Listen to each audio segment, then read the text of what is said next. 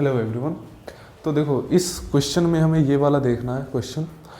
Actually होता क्या कि कुछ रिएक्शंस ऐसी होती हैं जो CSIR पता नहीं कहाँ से निकाल के लाता है। ठीक है, नॉर्मली जो हम पढ़ते हैं ना ऑर्थोलिथिएशन, क्या होता है कि अगर बेंजीन रिंग है हमारे पास, ठीक है, अगर बेंजीन रिंग है हमारे पास, सिंपल ऐसे दिखा देता हूँ, और यहाँ पे कोई लोन पेयर कंटेनिंग ग्रुप लगा, मान लिया जेड कुछ भी हो सकता है, यहाँ पे OH हो सकता है, ठीक है, COOH हो सकता है, कोई भी ऐसा ग्रुप जहाँ पे लोन पेयर कंटेनिंग अगर एटम है और उसके अंदर आप ब्यूटाइल लिथियम ऐड करते हो, ठीक है।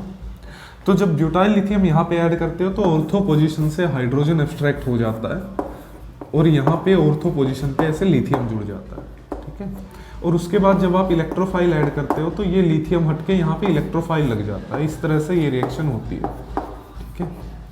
तो इसको ऑर्थोलिथिएशन बोला जाता है,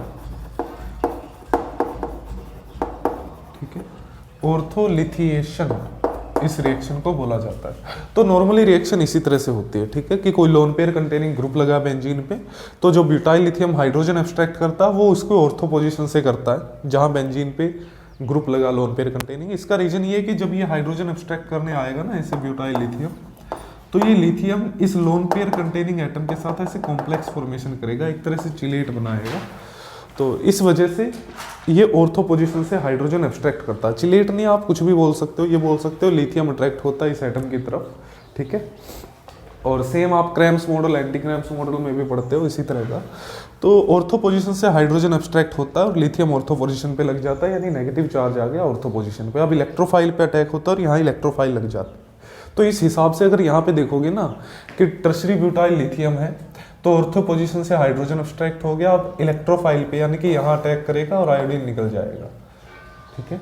तो इस तरह से कुछ इस तरह का प्रोडक्ट हमारे पास बनना चाहिए था,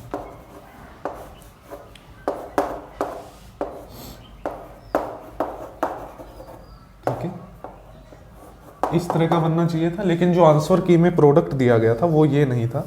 वो प्रोडक्ट मैं बताता हूँ कैसे क्या दिया गया था, ठीक है।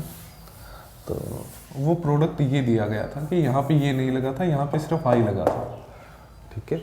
तो अब देखो ये एक्सेप्शनल से थोड़ी रिएक्शन है तो इसको याद ही रखना पड़ेगा आपको, क्योंकि मैंने इस रिएक्शन को ढूंढा ना, तो मुझे ये कैरथर्स के अंदर मिली ना ही क्लेडन के अंदर, तो है ही नहीं है, ठीक है। थोड़ा सा है ऑर्थोलिथिएशन का क्लेडन में, बट ज़्यादा नहीं है। कैरथर्स में भी ये नहीं है, तो ज़्यादा किताबें मैंने पढ़ी नहीं है। मे भी कैरी एंड सनबर्ग में हो, पर वो मैंने अभी तक पढ़ी नहीं है, चेक करना पड़ेगा।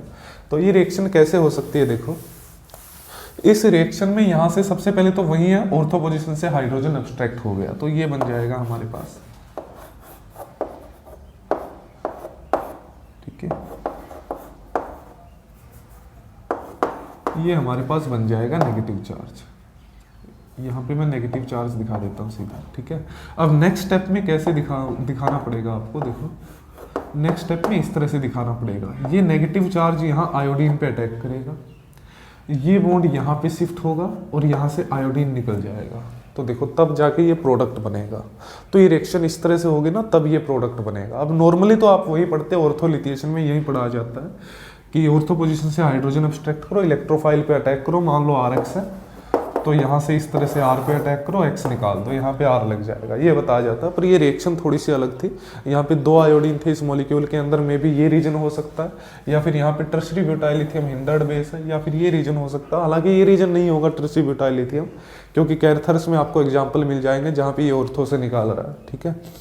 तो maybe I think dihalo compound का कुछ इफेक्ट मिलेगा, आई डोंट नो, मुझे अभी ये पढ़ना पड़ेगा, ठीक है। तो मैं पढ़ के अगर मुझे कुछ नया मिलता है किसी और बुक में तो मैं आपको बताऊंगा, ठीक है। तब तक आपको अगर मैकेनिज्म देखना, अगर ये क्वेश्चन अगेन कहीं पे रिपीट हो या सिमिलर क्वेश्चन, तो इस तरह से रिएक्शन करनी है और हेलोजन लगा देना, इलेक्ट्रोफाइल नहीं लगाना, ठीक है। तो मिलते हैं नेक्स्ट वीडियो में, तब तक के लिए take care and thank you for cooperation.